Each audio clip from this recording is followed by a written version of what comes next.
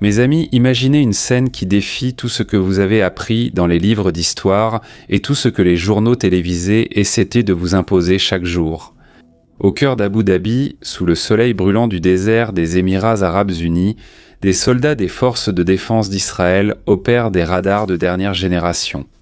Sur le bras, le drapeau bleu et blanc avec l'étoile de David. À l'horizon, un tsunami de 560 missiles balistiques et plus de 2250 drones iraniens traversent le ciel en direction des gratte-ciel de verre de Dubaï. Ce n'était pas un film de science-fiction. Cela s'est produit pendant la guerre de l'Occident contre l'Iran.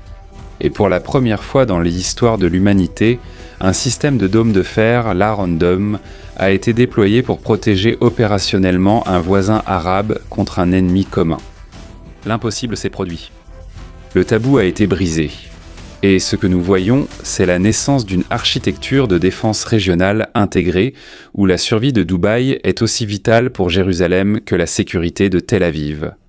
Les accords d'Abraham, que beaucoup considéraient comme de simples documents diplomatiques, ont été baptisés dans l'acier et le sang versé en commun. Israël n'a pas seulement envoyé des machines, il a envoyé ses meilleurs opérateurs paraguayens, pour s'assurer que le symbole de la modernité du Golfe ne soit pas réduit en ruine par la théocratie de droite. Et pour comprendre l'ampleur de cet événement, nous devons plonger dans les mathématiques du chaos que l'Iran a tenté d'imposer à la région. Mais maintenant, abonnez-vous à la chaîne, activez la cloche des notifications et laissez un like sur la vidéo. Ça demande beaucoup de travail.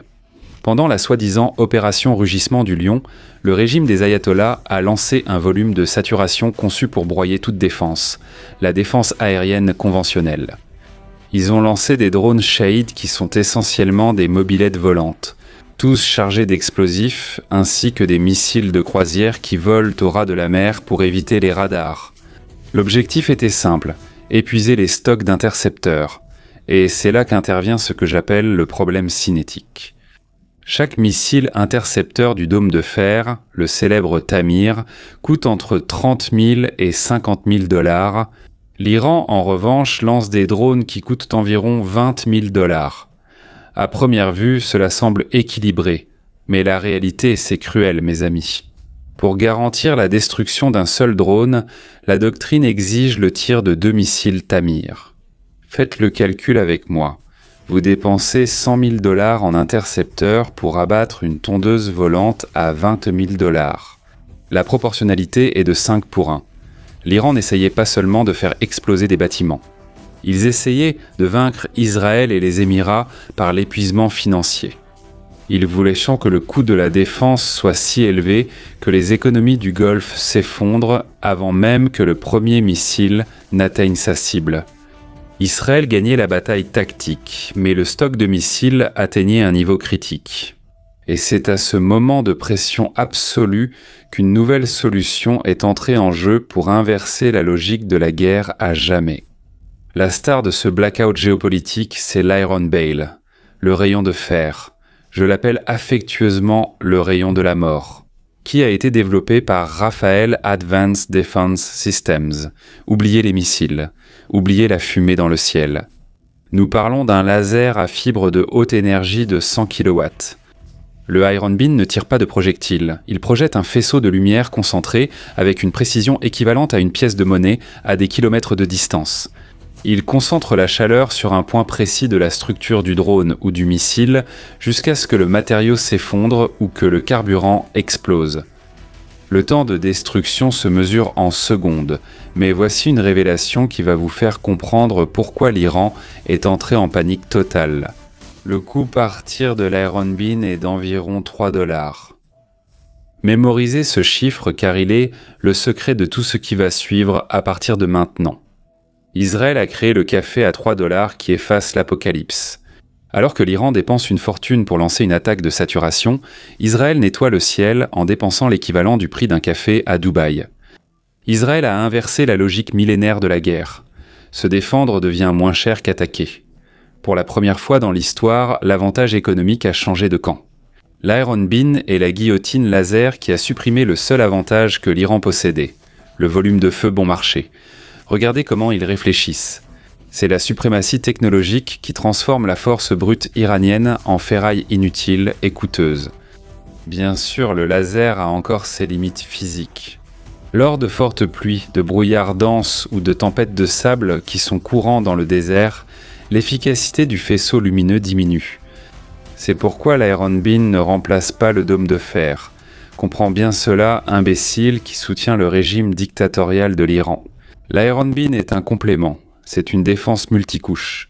Le laser s'occupe de ce qui est petit, lent et bon marché, comme les drones et les mortiers, tandis que les missiles Tamir sont réservés aux missiles balistiques à grande vitesse. C'est l'architecture de défense parfaite. Un maillage de protection que l'Iran ne peut tout simplement pas percer, ni acheter ou fabriquer. Mais le matériel n'est que la moitié de l'équation. Ce qui a vraiment assuré le salut de Dubaï, c'est l'intégration du renseignement régional. Voilà le nerf de la guerre, mes amis. Israël n'a pas seulement envoyé les batteries. Ça, Luciano Huck ne va pas te le dire sur Globo. Israël a envoyé le système Spectrum d'Elbit System. Le Spectrum est une sphère de surveillance électro-optique multispectrale, regarde ce mot compliqué, qui permet aux radars israéliens positionnés aux Émirats enxerguem o lançamento no Irã avant même que les Iraniens eux-mêmes sachent que le missile va échouer. Nous parlons d'un réseau numérique intégré qui relie Jérusalem, Abu Dhabi et le commandement central des États-Unis. Regarde ça. Lorsqu'un missile de croisière décolle d'une base secrète dans le sud de l'Iran, le capteur Spectrum des Émirats détecte la signature thermique, le dôme de fer calcule la trajectoire et l'Iron Beam prépare le tir. Tout cela se passe en quelques microsecondes, sans besoin de bureaucratie humaine. Israël a créé un axe technologique pour faire face à l'axe de la résistance, l'axe des dictatures, l'axe qui exécute les jeunes pour avoir protesté. Et voir la technologie juive protéger la capitale, c'est le plus grand cauchemar géopolitique de Téhéran. Parce que cela prouve que l'Iran est devenu l'ennemi commun qui a réussi l'impossible, unir les deux pôles les plus puissants de la région. Anciens rivaux, désormais alliés de premier plan. Maintenant, écoute bien. Allons dans les coulisses du pouvoir, là où les vraies décisions sont prises. La décision d'envoyer le dôme de fer et des dizaines de soldats de la FDI aux Émirats n'a pas fait l'objet de mois de debates em comitês diplomáticos. décision prise lors d'un appel direct, une conversation d'homme à homme. Le président des Émirats, Mohammed Ben Zayed, a appelé personnellement Benjamin Netanyahou. C'était une demande de confiance mutuelle. MBZ, le cher, savait que lorsque la situation devient critique, les systèmes américains comme le Patriot sont excellents. Mais la technologie israélienne est la seule assurance vie 100% fiable contre la menace iranienne. Pourquoi Israël vit-il sous cette menace tous les jours? Survit-il? Prospère-t-il? Grandit-il? Et Netanyahou a répondu avec une rapidité qui a choqué les observateurs internationaux, pas de bureaucratie. Et là, vous me demandez, mais Shimon, pourquoi? Parce qu'Israël devait préserver les accords d'Abraham à tout prix. Si Dubaï ou Abu Dhabi subissaient des dégâts importants, la coopération régionale mourrait sous le poids de la peur. Israël a envoyé ses soldats pour faire fonctionner le système. Cela a marqué la première fois que des troupes de Tsahal ont débarqué dans un pays islamique pour une mission de défense active. J'en ai des frissons. C'est la preuve que la défense n'est plus seulement nationale, mais qu'elle est devenue régionale et partagée. Et c'est là qu'intervient le contraste que vous devez observer pour comprendre l'ensemble du jeu. Regardez d'encore plus loin, l'Arabie Saoudite. Alors que les Émirats ont été pragmatiques et ont assuré une protection totale avec le dôme de fer et l'Iron Beam, les Saoudiens sont restés à l'écart, mes amis. Riyad a manifesté de l'intérêt, mais l'ambiguïté de Mohammed Ben Salmané, qui a tenté de marchander la normalisation avec la question palestinienne, a coûté trop cher. Alors que les Saoudiens demandaient en des concessions politiques, les Émirats ont demandé des batteries de missiles. Et le résultat? Les Émirats arabes unis sont devenus le pays le plus protégé du Golfe, tandis que l'Arabie saoudite a dû observer de loin. Dépendant de systèmes moins intégrés et sans l'avantage du laser à $3, le pragmatisme de Dubaï a triomphé de l'hésitation de Riyad. L'humiliation pour l'Iran a été totale. Le régime de Téhéran a lancé des milliers d'armes en espérant séparer les alliés par la peur. Ça a toujours été la tactique de l'axe des dictatures, gagner par la peur. Il voulait qu'elle montrer qu'Israël ne pouvait protéger personne et que les Émirats étaient dits vulnérables pour s'être alliés. Leur plan s'est retourné contre eux de façon dévastatrice. Voir le dôme de fer fonctionner avec succès en terre arabe a détruit le récit de propagande des gardiens de la Révolution. L'Iran a exposé ses limites offensives. Ils ont dépensé des millions dans un arsenal et la grande majorité a été abattue par une technologie qui coûte le prix d'un café. Pour le commandement militaire de Téhéran, savoir qu'Israël a des yeux et des oreilles grâce au système Spectre et des poings grâce à l'Iron Beam à l'intérieur du golfe Persique est paralysant. C'est voir son ennemi logé, armé jusqu'aux dents, de l'autre côté de la rue. C'est paralysant. Israël possède désormais une profondeur stratégique. Ils n'ont plus besoin d'attendre que le missile approche de Tel Aviv. Ils peuvent l'intercepter au seuil même de l'Iran. Tu as compris la manœuvre ? En utilisant la géographie des Émirats comme bouclier avancé. L'humiliation est technologique, économique, diplomatique et géographique. L'Iran est devenu le plus grand agent électoral de l'union entre Israël et le monde arabe modéré. Le monde a changé en 2026, mes amis. La guerre au laser n'est plus une promesse d'avenir. C'est la réalité qui a sauvé les villes les plus modernes du monde.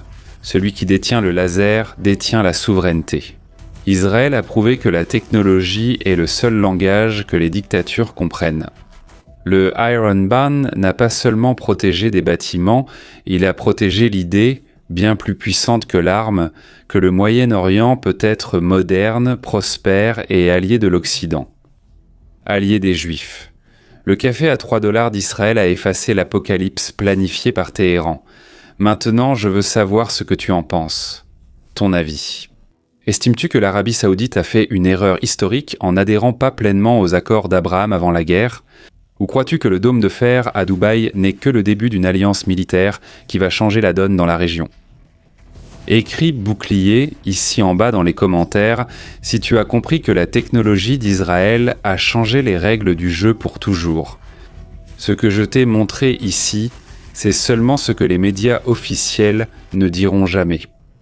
Mais si tu veux vraiment comprendre le jeu en profondeur, si tu veux comprendre la géométrie exacte des radars et des spectres qui entourent l'Iran et capturent chaque mouvement de la garde révolutionnaire, eh bien, notre carte secrète pour comprendre le monde.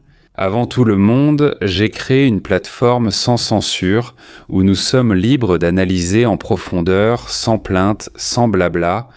Et si tu veux faire partie de notre communauté tactique, le QR code est à l'écran maintenant. Le lien est dans la description et dans le premier commentaire épinglé. Sois prêt avant que ça n'arrive. Rejoins plus de 3000 abonnés qui financent ce renseignement indépendant et accèdent à ce qui se passe vraiment dans les coulisses du pouvoir. Nous avons créé notre propre groupe autour de la garde révolutionnaire, précis pour la géométrie des radars et des spectres. Le QR code est secret, sans blabla. Rejoins la communauté autour de l'Iran si tu veux en faire partie. La géométrie précise et sans blabla, la nôtre sans blabla, qui capture la révolutionnaire, le lien est dans la description exacte et tactique, moi et la description et le commentaire épinglé. No card qui vai aparecer. Bientôt, nous lancerons un podcast sur les films et séries dont je veux recommander certains. Il garde aussi les coulisses, les radars, l'intelligence, la surveillance.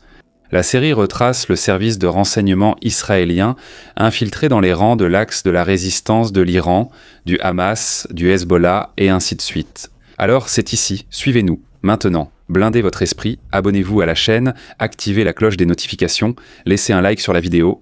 Je suis Shimon Oliveira et je te retrouve à la prochaine. À bientôt.